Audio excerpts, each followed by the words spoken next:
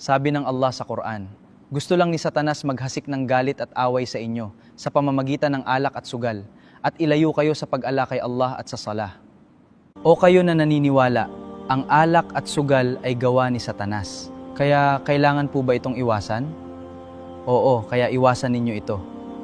Maging sa Bible ay nabanggit din ito sa His will. Ephesians 5:18, bagong tipan. Huwag kayo maglasing ng alak na ang ibinubunga ay kalaswaan, kundi magpuno kayo ng espiritu. Base sa WHO at PNP, dahil sa alak, 3 namamatay yearly. Kalahati ng aksidente sa kalsada, lasing ang driver. 40% ng krimen gaya ng pambubugbog at rape nangyayari.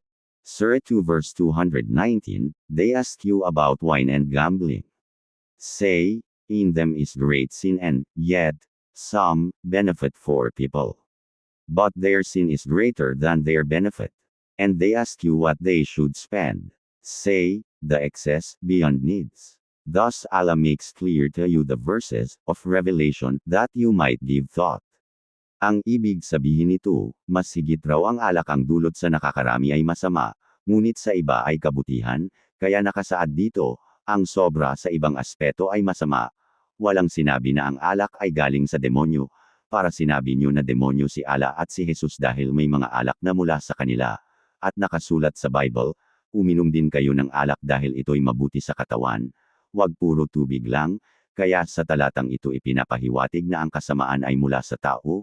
Kaya ang Surah 5 verse 90, O you who have believed, indeed, intoxicants, gambling, sacrificing on stone altars to other than Allah, and divining arrows are but defilement from the work of Satan. So avoid it that you may be successful. Ang alak na tinutukoy rito ay ang patungkol sa Surah 2 verse 219. Kung gamitin nyo ang alak sa maling pamamaraan, ay magiging masama nga ang epekto, hindi ang alak. Sa Ephesians 5 verse 18, do not get drunk on wine, which leads to debauchery. Instead, be filled with the Spirit. Sinasabi rito na huwag magpakalasing sa alak dahil ibulad kayo sa kasamaan, sa halip gamitin ang alak na upang mapuno ng spirito ang puso't isipan. Ibig sabihin din, ang gamot ay para sa ikabubuti ngunit magagamit din ito sa masama, o ang mga imahe ay ginagamit sa mabuti, ngunit maaring gamitin din sa masama, at ang pera ginawa para sa mabuti, ngunit ginagamit din ng mga masasama o naligaw sa masama.